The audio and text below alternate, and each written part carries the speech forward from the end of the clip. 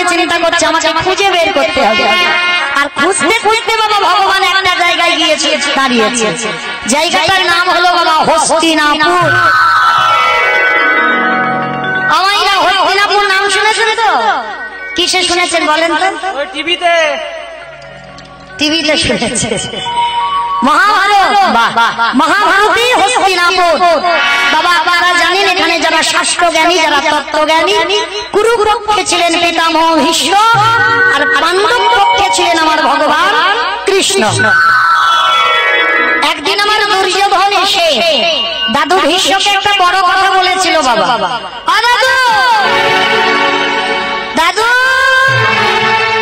তুমি আমার বাড়িতে খাও, আমার বাড়িতে পড়ো, আমার বাড়ির অন্ন ধ্বংস করো, আর তুমি বলতে পারছো না কি করলে পঞ্চ পাণ্ডবদের মৃত্যু হয়ে যাবে?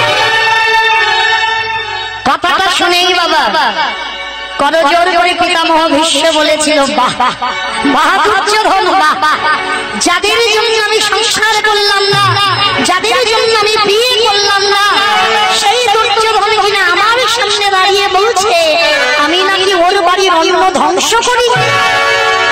বেশ শোনো দুর্যোধন, আজ রাত 12টার সময় ধ্যানে বসবো, আর তোমার স্ত্রীকে একবার আমার কাছে পাঠিও। আর যদি পাঠাও তাহলে পঞ্চ পাণ্ডবের মৃত্যুবান আমি তার কাছে তুলে দেব। বাবা ঠাকুর এই কথাটা শুনলে কার না মনের ভিতরে আনন্দ জন্মায়। পাণ্ডবদের মরণ হবে, আর যখনই পাণ্ডবদের মরণের খবর জানবো এ তো বাবা স্বাভাবিক আনন্দের ব্যাপার। দুর্যোধন ছুটতে ছুটতে স্ত্রীর কাছে যাচ্ছে, ভানু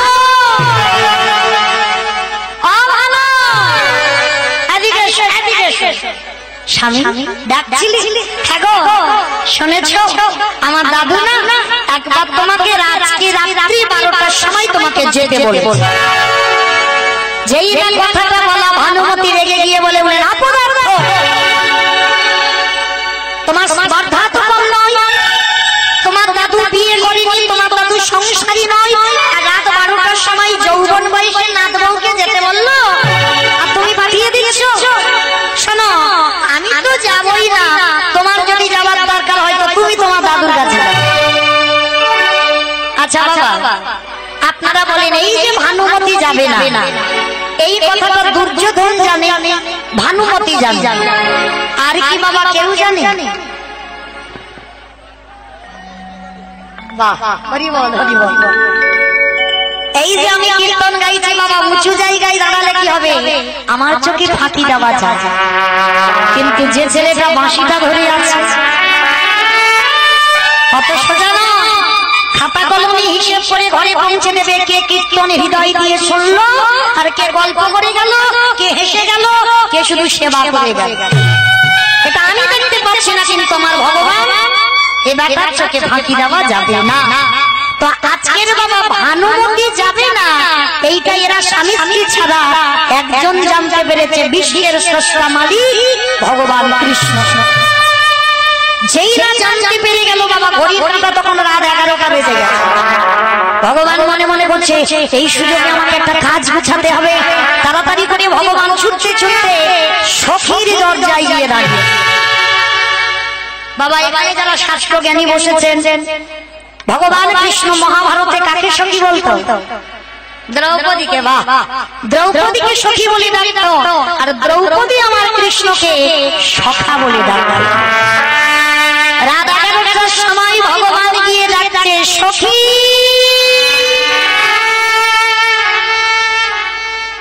সখী। কে এত রাত্রিবেলা সখী সখী বলে ডাকলো কে? তাড়াতাড়ি করে দ্রৌপদী দরজার সামনে এসে দেখছে স্বয়ং কৃষ্ণ দয়াময় দাঁড়িয়ে। মায়েরা এই জায়গাটা একটু অনুভব করবে। বলুন, রাত 11টার সময় যদি আমাদের ঘরে কোনো পরপুরুষ এসে ডাকে, সখী খুব দরকার, চলো এই রাত্রিবেলা এক জায়গা যেতে হবে, মায়েরা চলে যাবেন আপনারা? যদি 11টার সময় কোনো পরপুরুষ ডাকে চলে যাবেন তার সঙ্গে? না, কত প্রশ্ন, কত কৈফিয়ত জানতে চাইবো, কেন যাব, কি জন্য যাব, কেন এসেছো। কিন্তু বাবা আপনারা আমরা প্রশ্ন করব, কিন্তু দ্রৌপদীর কোনো প্রশ্ন নয়। কেন? দ্রৌপদী যে তত্ত্ব জানে সেই তত্ত্ব তো বাবা আপনারা আমরা জানি, সে তত্ত্ব আমরা জানি না। যদি বলেন কোন তত্ত্ব, এই যে দেখেন বাবা আমাদের তো একটা করে স্বামী, আর দ্রৌপদীর ছিল বাবা পঞ্চস্বামী। আর পঞ্চস্বামী থাকা সত্ত্বেও যেই না জগতের স্বামী দরজায় এসে ডাক দিল, পঞ্চস্বামীর চরণ ফেলে দিয়ে জগতের স্বামীর কাছে ছুটে গেল। কেন? দ্রৌপদী বোঝাতে চাইল কেবল বন্ধু, কেবল বন্ধু,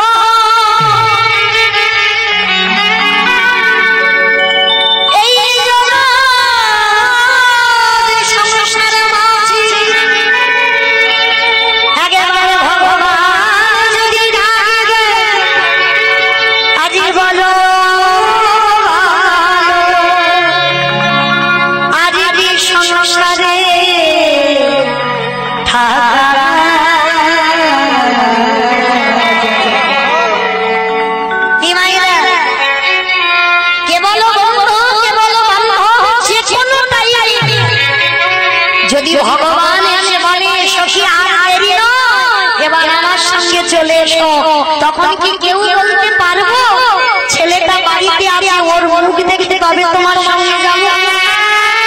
কত সোজা না, যে কোনো টাইমে কৃষ্ণ ডাকবে সব ফেলে রেখে চলে যেতে হবে। আমাদের ঘরে যদি কেউ ডাকে আমরা প্রশ্ন করব, কিন্তু দ্রৌপদীকে যখন কৃষ্ণ ডাকলো কোন প্রশ্ন নয় বাবা, শুধু একটাই প্রশ্ন করেছিল, কৃষ্ণ এত রাত হয়েছে তুমি ঘুমাও, এত রাত্রি হয়েছে তুমি কেন ঘুমাও? আর এই রাত্রিবেলা তুমি কেন এসেছো আমার কাছে?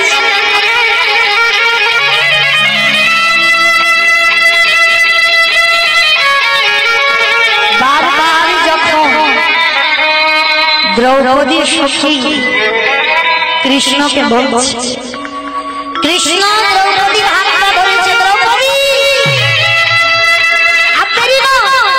এই মুহূর্তে আমাদের এক্ষুনি এক জায়গায় যেতে হবে, চলো তাড়াতাড়ি করে। তবে হ্যাঁ, তুমি যাচ্ছ না, যাচ্ছে দুর্যোধনের স্ত্রী ভানুমতি সেজে যায়। আর এমন করে কথা বলবে তোমার গলা যেন বেরোয়, যেন ভানুমতির গলা বার হয়। আর একটা কথা, আমি যে তোমায় পাঠাচ্ছি তুমি আমার নামটা কি বলবে? ঠিক আছে সখা, তুমি যখন বারণ করছো তোমার নাম আমি বলবো না, চলো। দ্রৌপদীর হাত ধরে নিয়ে যাচ্ছে, আর যেতে যেতে বাবা একটা আওয়াজ হচ্ছে, আওয়াজ হচ্ছে। আর ওই আওয়াজটা শুনে কৃষ্ণ বলছে, সখী দাঁড়া দাঁড়া, একটু দাঁড়িয়ে যাও। কি হলো সখা, তুমি ডাকছো কেন? সখী তোমার জুতো জোড়াই দরজায় একটু খুলে দে, কারণ তোমার এই জুতোর আওয়াজে আমার দাদুর ধ্যান লেগে যায়। খুলে দাও, জুতো জোড়া খুলে দাও। ঠিক আছে, তুমি যখন বলছো আমি জুতো খুলেই রাখছি।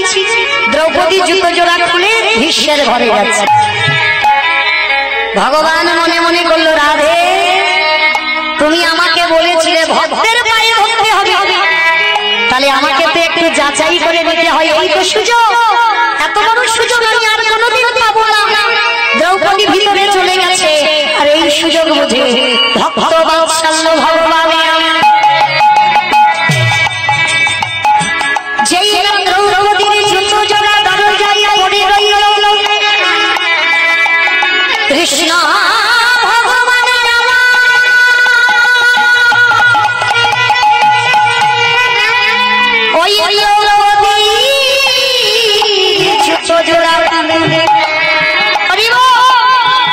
কৃষ্ণ দয়া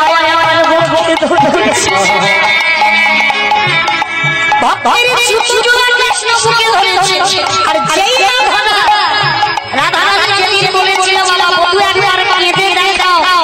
কাঁদতে পারে, আর যেই দ্রৌপদীর জুতো জোড়া করে ধরেছে, যে কৃষ্ণের হৃদয়ে কোনো ভক্তি ছিল না,